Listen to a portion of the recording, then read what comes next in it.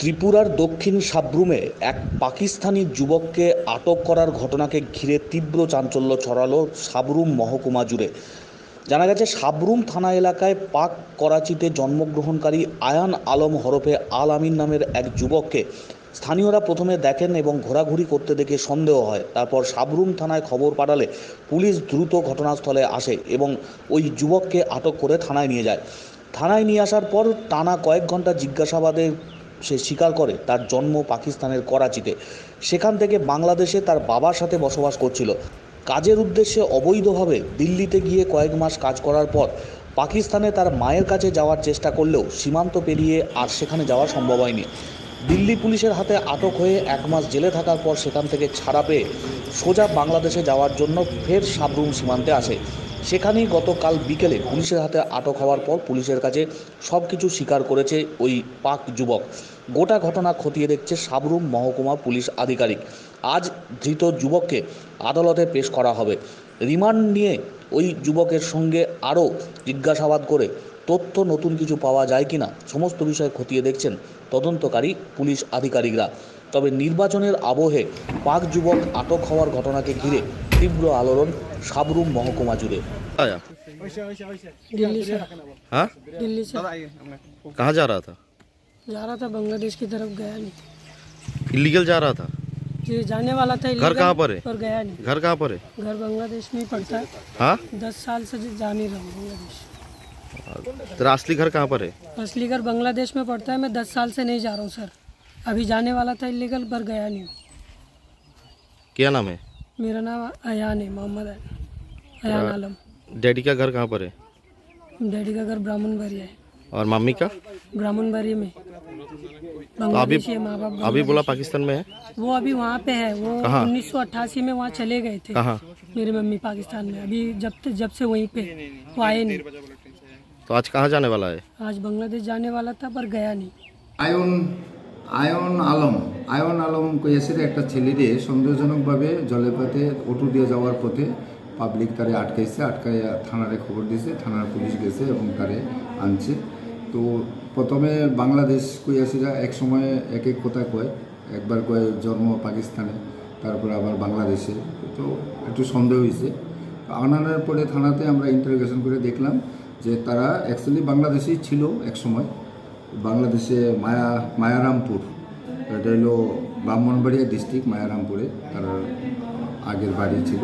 তো 25-30 বছর আগে নাকি তারা পাকিস্তানে শিফট হয়ে গেছিল। তো ওইখানে যাওয়ার পরে ওই ছেলেটার জন্ম হয়েছে পাকিস্তানে।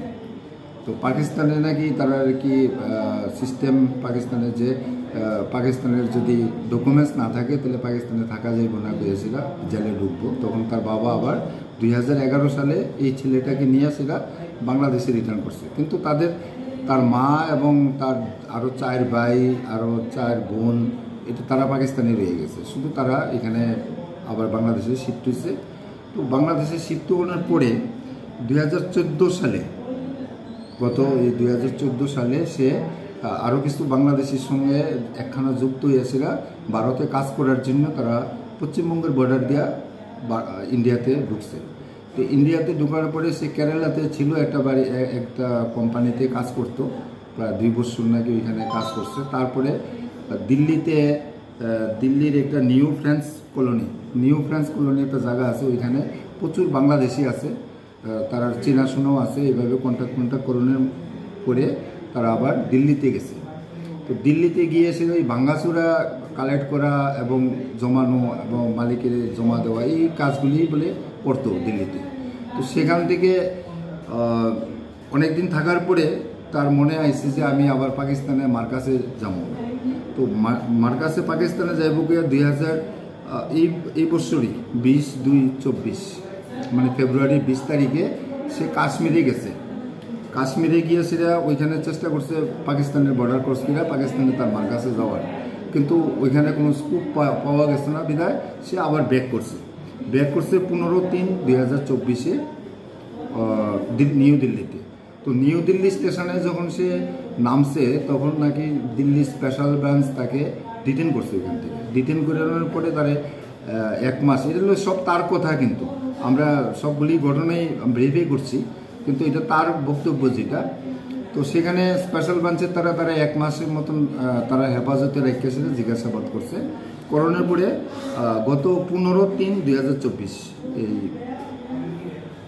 আটকাইছে তারে নিউ দিল্লিতে। আর 15/4/2024 তারা 1 মাস রাখার পরে কইছে যে তুমি বাংলাদেশি, আমরা প্রমাণ পেলাম তুমি বাংলাদেশি, তো তুমি বাংলাদেশে যাইতে হইব, তুমি এখানে থাকতে পারত না, এনিহাও তুমি বাংলাদেশে যাইতে হইব। তো তারে নাকি স্পেশাল ব্রাঞ্চের তারে টিকিট করে সেটা নাকি কইয়া দিয়েছে আগরতলা যাও, আগরতলা ত্রিপুরা সুন্দরী ট্রাভেলস যে আমাদের ট্রেন আছে ওইটা দিয়ে আগরতলা পাঠাইছে। 18 তারিখ রাত্রে 12টা-1টার সময় সেটা ট্রেনে তারা আগরতলা পৌঁছে।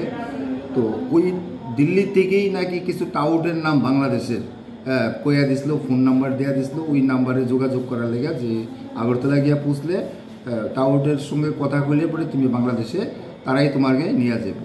তো তার সঙ্গে কত টাকা জানি ছিল, 5-7 হাজার টাকা মনে আছে। তো এবার সেইখানে আওয়ার পরে বাংলাদেশের টাউটের সঙ্গে ফোনে কথা হয়েছে, কইছে যে তুমি সাবরুম আইও। তো অ্যাকর্ডিংলি সে আবার ট্রেন ধরেছিল, সাবরুম আইছে। তো সাবরুম আওয়ানোর পরে টাউটের লোকের যখন কথা হয়েছে তখন তারা বিভিন্ন সময় বিভিন্ন ধরনের কথাবার্তা কয়, যার কারণে সে আবার রিটার্ন করতে আসলো আগরতলার দিকে। তো এরপরে কে বা কাহারা মানে ফোনে মানে টাউটের থেকেই একজনে কইছে যে মনোবাজারে আয়ো। তো মনোবাজারে যাওয়ার পথে তাকে নাকি জলাপাতে আটকাইছে। তো এই হলো ঘটনা। কিন্তু ঘটনাটা আমরা, এটা তো তার বক্তব্য।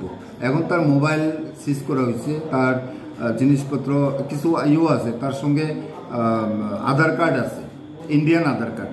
তো এটার ব্যাপারে তার বক্তব্য হইল দিল্লিতে অনেক এজেন্সি আছে, অনেক লোক আছে, তারা পরিচিত, এমন বাংলাদেশ থেকে যারা আইয়ে তাদেরকে আধার কার্ড করিয়া দেওয়া হয় ওই টাকার বিনিময়ে। 1,500-2 হাজার টাকা দিলে আধার কার্ড করিয়া দেওয়া হয়। তো তার সঙ্গে কিছু ডকুমেন্টস আমরা পাইছি, এগুলিও আমরা প্রপারলি ভেরিফাই করতেছি এবং তারে আমরা একটা স্পেসিফিক কেস তো নেব, নিয়ে আসা রিমান্ডে আনো, আরও ইন্টারোগেশনের দরকার আছে। যেহেতু এটার সঙ্গে পাকিস্তানের নাম জড়িয়ে গেছে, পাকিস্তানে ছিল, তার জন্ম পাকিস্তানে, আবার বাংলাদেশে আছে। তবে ঘটনা কতটুকু সত্য কতটুকু মিথ্যা তার বক্তব্যটা আমরা ভেরিফাই করব। ভেরিফাই করে যথাযথ ব্যবস্থা, আইনগত ব্যবস্থা যা যা নেওয়ার আমরা নেব।